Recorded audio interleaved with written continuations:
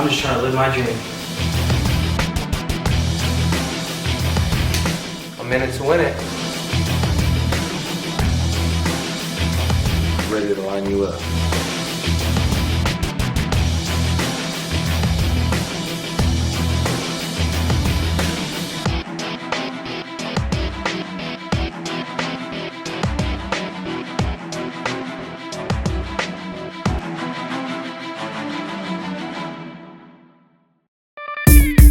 Hello everyone, and welcome to Making the Cut, where 3 aspiring barbers will compete for a full scholarship here at the Bay Area Hair Institute in South San Francisco, California. I'm your host, Anton Cura. Let's meet the judges. First, we have Shane Nesbitt, owner and proprietor of the San Mateo Zoo and Shane's Barbershop from San Mateo, California. Next, we have Derek D-Rock Pexon, owner of Black and Gold Barber Lounge in Daly City, California. Last but not least, we have Vic, the Barber Damone, owner of Timeless Barbershop in Morgan Hill, California. Welcome, judges. Let's meet the contestants. Anthony O'Hara. Paul Mogano Jr. Daniel Porter. What makes you think that you will make the cut? I have the skill level and I'm very determined. My ambition and desire will help me succeed. I have what it takes, and it will inspire me to do way harder in my next cuts. Our first challenge will be a ball fade with at least 1 inch length on top. Remember, this is your chance to make your statement. Putting the best effort forward will allow you to make the cut. Challengers, we ask you to bring in your own models. To add a twist, models, could you step to your right and you step over to Anthony, please? Challengers, here are your new models.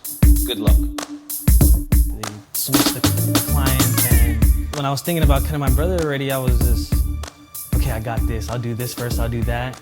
And once they gave the word, oh man, my head just flipped. Contestants, are you ready? Models, please have a seat.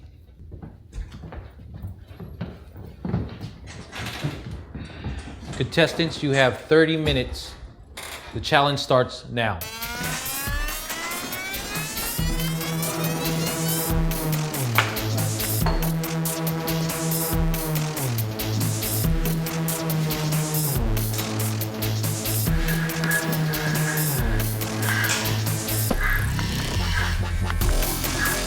Daniel cut his hair down to a 4 off the jump.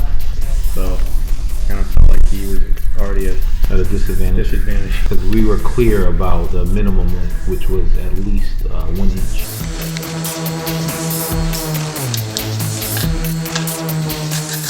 All 3 barbers, I don't think they knew about sterilization with the quads.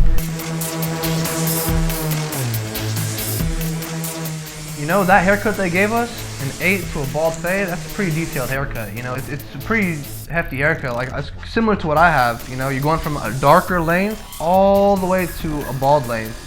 And in doing that haircut, you know, it's a lot of blending, it's a lot of different levelings into fading the hair. You don't want to have that line showing. And at the same time, you don't want to go too far up with your fade, and you don't want to be too low. And you pretty much, you don't want that line that show. You want everything to be blended equally and have it all looking right. And that's the hardest part. Paul had a really big open cut or scrape or burn or something on his left wrist.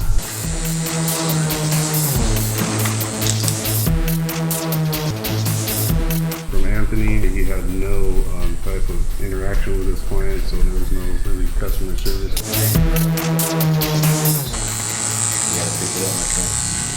The only thing that I was thinking about was finish. Just finish right now, you know what I mean?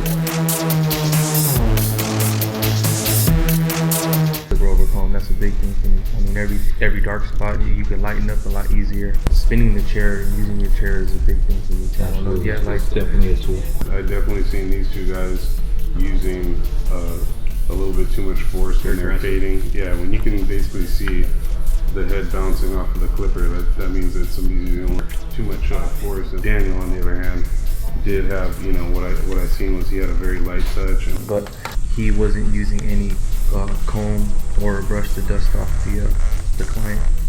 I guess I was thinking in my head, like, what are they thinking? Like, should I not do this, or should I fade this in a little bit more, or did I take the wrong step? Did I miss something? It was cool having them, you know, watch me. I try not to focus in on them a lot, but you know, I couldn't change the fact that they were there watching. Wrap it up, and we have about 2 minutes. They were explaining to us how to cut our time down from the comb and stuff, and that kind of helped, but I was nervous the whole time. I was real nervous. I had the butterflies, I had spiders, I had every single creature running around in my stomach, you know. I was pretty nervous, you know. I never had these many cameras in my face. I got these 4 big barber names judging me and just looking at them and hearing them whisper like this, that, he's not doing that right, he's not doing that right. I'm just like, oh crap, and I'm time limits going, like everything, all the pressure's on you, all eyes are on you.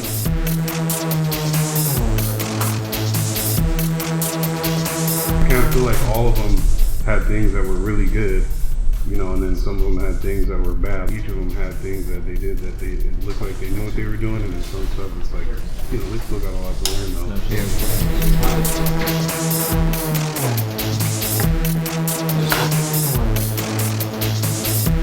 10 seconds. Our first challenge is now complete.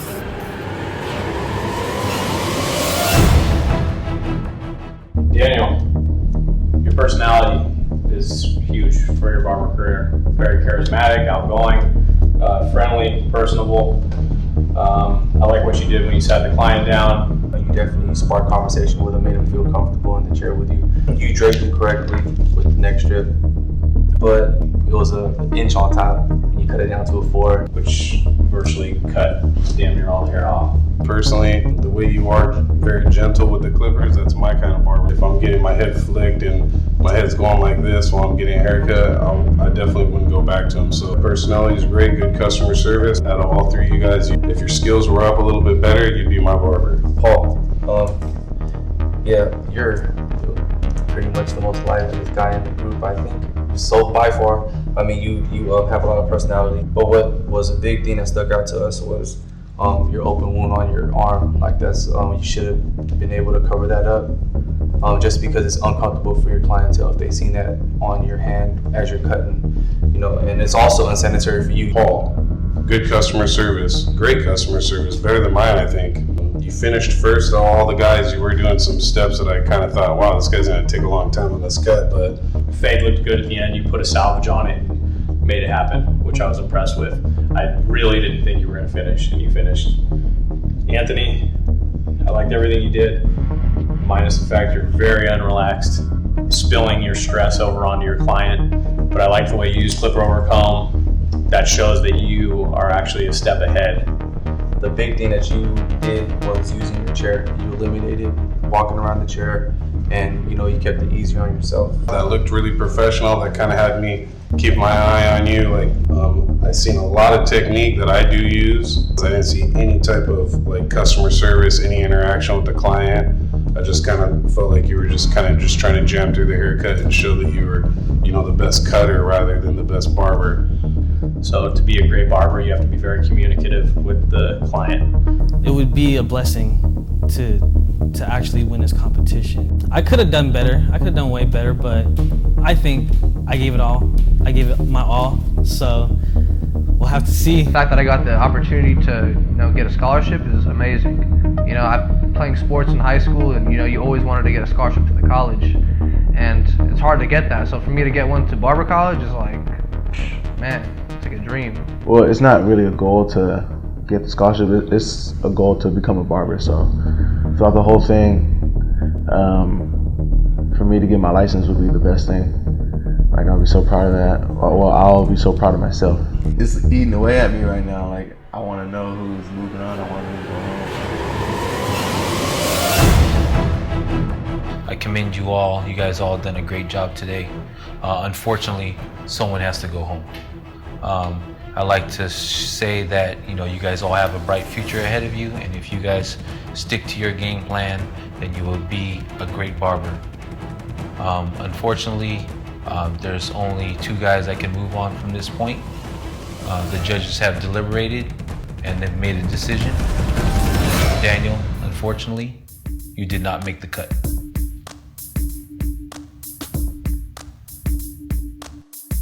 I definitely should have had a brush or a comb in hand. I forgot my comb at home and my hair duster. So right when I got here, it I kind of just remembered. By that time, it was too late. So can't really take it back, but I wish I could. I guess everything happens for a reason. It's not the last you're gonna see of me. It's just it's the beginning of something big. So can't wait to start this journey.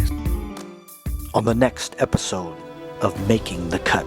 Despite a courageous effort, Daniel unfortunately did not make it to the next round. The stage is now set for Paul and Anthony to go all out and lay everything on the line. The judges will give them the strategies for victory as they place them under unfamiliar conditions. They will be pushed to their limits with grueling back-to-back challenges to decide which one will win the scholarship and make the cut.